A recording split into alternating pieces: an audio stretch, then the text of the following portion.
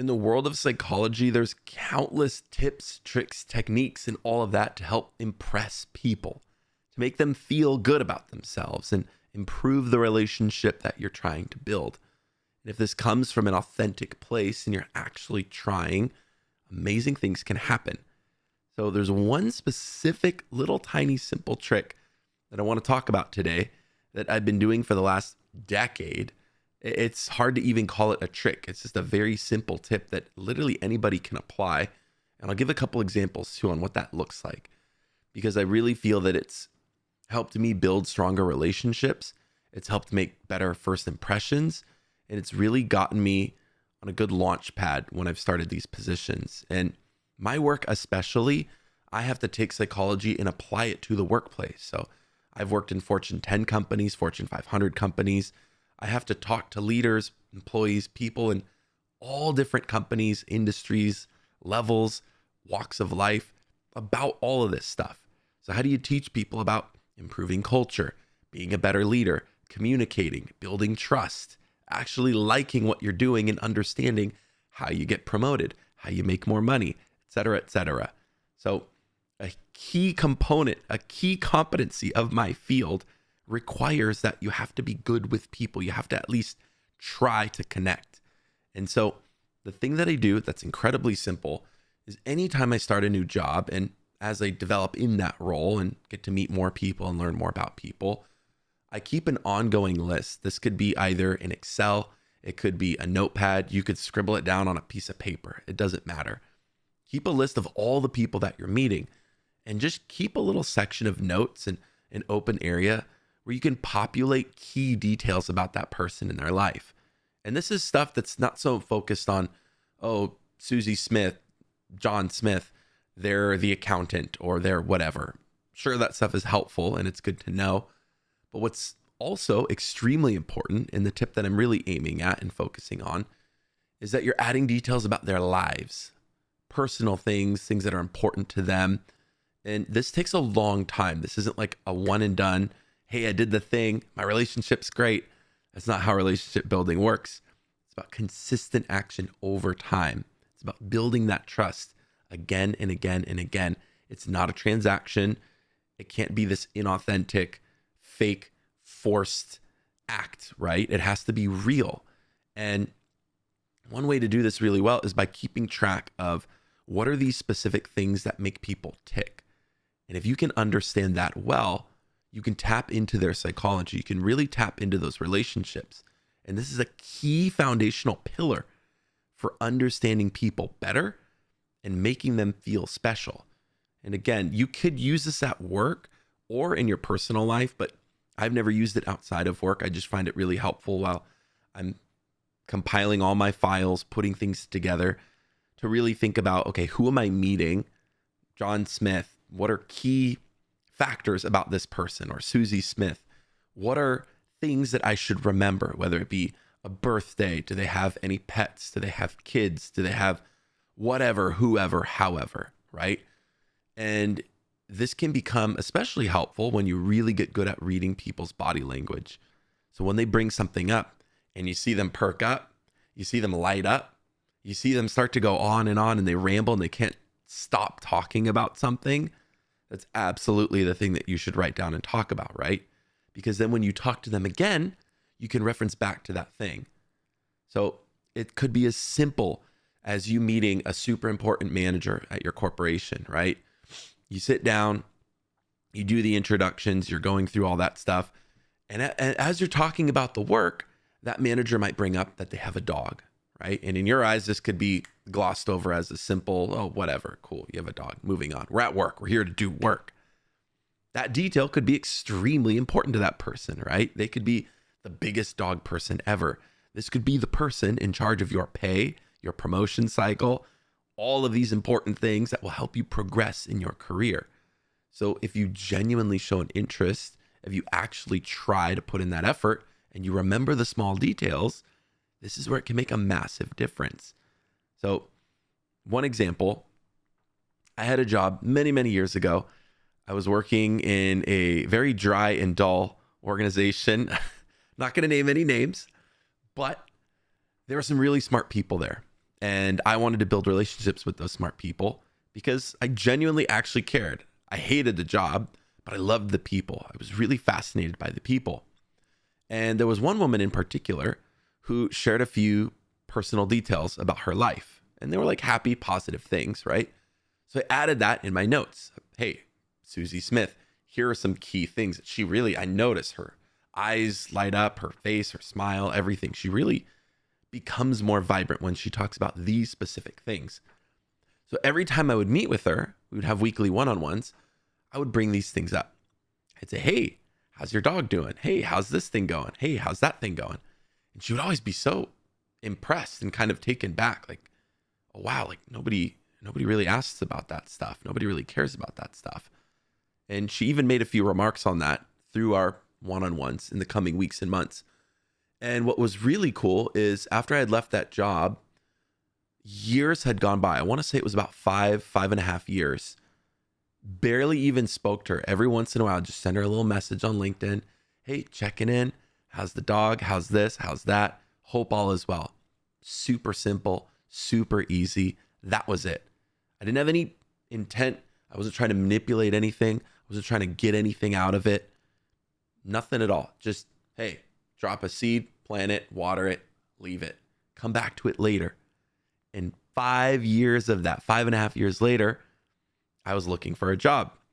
I found an incredible job, a super amazing job. I was making 4 times more than what I was making at the time. It was insane. And guess who was the hiring manager? Guess who was the person that showed up to that interview? You bet your ass I got that job. It was so awesome. I got in so fast, and I continued to do that with so many other people. I kept doing it. I would keep that list. I would have it there. I'd meet somebody, say, oh, that's their favorite candy bar. Bring that candy bar once in a while and give it to them as a little recognition treat or a little thing. Maybe somebody says they love handwritten notes, right? And you find that they did something really great at work. And instead of just saying, hey, like, that was a really good job, like you crushed that project, or hey, that was really helpful, I appreciate your inputs on this project, whatever. You write that handwritten note that they said they love so much, and then you give it to them, right? It doesn't have to be hokey and over the top and this giant obnoxious thing. Take out a pen or a pencil, get a piece of paper, fold it in half, write the thing, and then just give it to them. It's so easy. It's so easy. All it is about consistency over time, again and again and again, right? And I could give countless examples, but they're all very similar to that example with the previous manager who I got that job from. It's so simple. You get into a job, you're meeting all these people, take notes, whether it's during the meetings or after, maybe you reflect on the day. Hey, here's who I met. Here's some things. Pay attention to how they react. Pay attention to what really, truly lights those people up. And once you have that ongoing list, it becomes this powerful toolkit. It also helps you remember names, honestly. Like sometimes it's really hard when you go into an organization and you're meeting so many people. Hi, nice to meet you. Hi, nice to meet you. Hi, nice to meet you. It's, oh my gosh, I can't remember these names. I can't remember what department are you in or what are you doing or what. So I'd schedule meetings with all these people. I'd schedule time to sit and learn so I could, one, just spend time face to face, but also build out that list, right? You go back. Hey, how's your dog? Hey, how's your cat? Hey, how are your kids? Hey, you're a huge soccer fan. How's this team doing? Or hey, whatever. It could be about anything. Just as long as you feel like you can comfortably talk about it and that you feel like you can connect with that person on that thing. There was another manager that I had worked with, and family was huge for him. He was a huge, huge, huge family man. And every time I would meet with him, I would notice that he would somehow reference his family. He would bring up his family. He would talk about family events, things that just were revolving around family. So I had a lot of notes that were, yeah, this guy really cares about family. And that's also a value that's important to me. And I felt the relationship that we had was normal enough to where we could comfortably talk about family at work. Not the deep, heavy, weird stuff, but just like, hey, yeah, like this is what my parents do. And this is what my sister's up to. And yeah, it's really cool. And yeah, family stuff. So I built the connection with him we split ways, went to different companies, and the years went on. And every so often I would check in. Same thing. I'd shoot him a message. Hey, how's your son doing? Is he still doing A, B, C, X, Y, Z? Hey, is your wife still doing this thing? That's really cool. I'm super happy to hear that. That's awesome. Really cool. Love to see you guys thriving. It would just be positive, encouraging, simple messages, right? And years went by.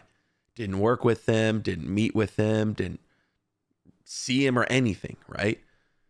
Many years later, met up with him, and we sat down and actually got emotional. He started crying, and he mentioned that I was the only person to reach out to him throughout the years through these hard times in his life, that there was no one else reaching out to him. There was no one else sending him these encouraging messages. There was no one else giving him that sense of hope and light. And to me, it's a simple pick up my phone, type a few things out, right? Send the text. That's it. And again, it has to be authentic. It has to be real. It can't be forced. It can't be this awkward transactional thing just to get something out of it. I genuinely care. I genuinely am like, hey, what's up? Like, how are you doing, man? What's going on? How is the family? How's life? And by putting in the effort, you get so much back out of that, just by being fulfilled, by building that relationship. And he mentioned to me that I was the only person that was reaching out to him in this very, very dark time in his life. And I didn't even know that. I didn't even know he was going through all this stuff because he didn't want to talk about it. It's too much over text and all of this. But think of the positive impact that that made in his life purely by me just sending a few messages. So all of this to say, it's so simple. It's so easy. And yes, it is work. It's effort. But like anything else on this channel, anything else in the world, if you want to learn a language, if you want to get ripped, if you want to learn a skill, if you want to develop something specifically, you have to try. You have to put in time. You have to put in effort. None of this is just a snap of your finger, flip a switch. Oh, cool. Magically, I have all these amazing relationships. It takes so much time. But I promise you, it pays off 100,000 times in the long run. So really hope this was helpful for you. I know it's a simple little tip kind of thing that you can implement into your life to really tap into the psychology of the human mind and understand that people just want to feel special at the end of the day.